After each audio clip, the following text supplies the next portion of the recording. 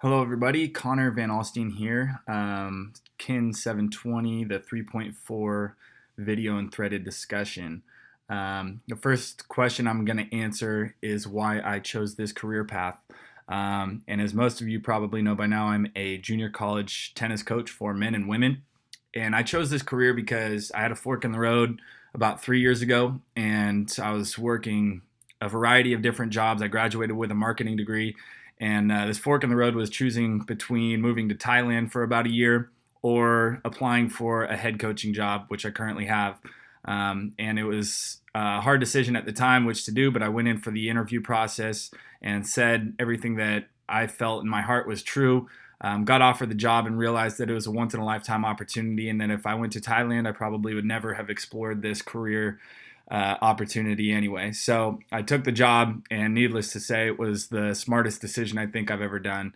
I chose this career because I have a passion and absolute love for the sport of tennis. I love helping young athletes and young players, teaching young students, trying to encourage others to enjoy the love of the game as much as I do. And as coaches, we know just how much of an impact we have on young kids' lives. So it's just really a special opportunity, and that's why I love this career so much.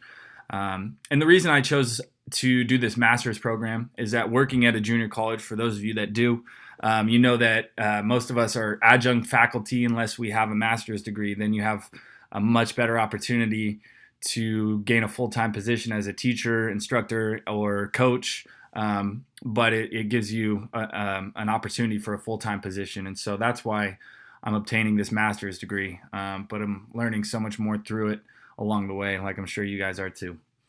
How can I have more fun in my career? I love that question. I try to think about this on a regular basis. If we're not having fun as coaches, then our players are surely not having fun either. So each day that I walk out, I try to clear my head early in the day of all negative thoughts, just kind of hit the reset button and completely have a clear conscience by the time I hit the tennis court with my players. And I try to create something fun in a lesson plan every day. Something new, something to keep them on their toes, something they haven't done before, whether it's mixing up teams, doing different team activities, combining the men and the women, playing a certain game that we haven't played, playing a different sport that we haven't done.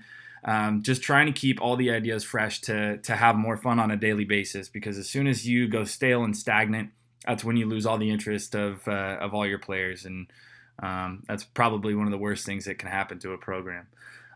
So how can I enjoy successes and failures? Through successes, you just got to enjoy the moment. And, like this chapter said, it's a mental thing, about enjoying the journey, and winning, even in wins and ugly wins and stuff like that, you have to enjoy your successes. I think there was a good part in that chapter that said, if you're just waiting for the moment that you win a championship and that's the moment that you're going to enjoy the most, you're going to be waiting for a long time probably. And most people will lose sight of their passion and their enjoyment of the game along the way. I strongly believe that you got to take each moment that comes, that you enjoy, that you win, that you did well, that you played great, that you had a good day, and you got to just ride those out and appreciate them as they come.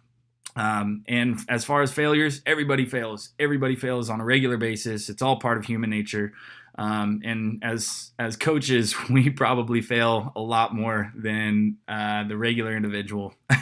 Everything is through trial and error. We're always pushing new gears and trying to figure new things out. And we just fail all the time. And so you have to embrace it. You have to be able to laugh at yourself too. And if you can't poke a little fun at yourself for trying new things and completely miserably failing, then, what good is it? What good is it? You can't be too serious. You can't just be a total stickler. You have to be able to pick up the pieces and move on, essentially. And the last question said, how can I move forward in the face of failure and inspire other athletes to do the same? Like I said, you gotta pick up the pieces. You gotta just know that failing is a part of life. It's gonna make you a stronger person. It's gonna make you a better individual. And through embracing these moments, even as bad as they can be, everybody's gonna fail, and every single person at some point in their life is gonna hit rock bottom. And you got to know just to take the baby steps, one step at a time. Keep your head held high. There's always light at the end of the tunnel. and just keep moving forward, because life is too beautiful to sit and sulk and complain. And that's what I like to tell my athletes, is just enjoy the moment. They're fortunate enough to be active, physically active, capable of swinging a tennis racket out on a beautiful, tennis court in the middle of California.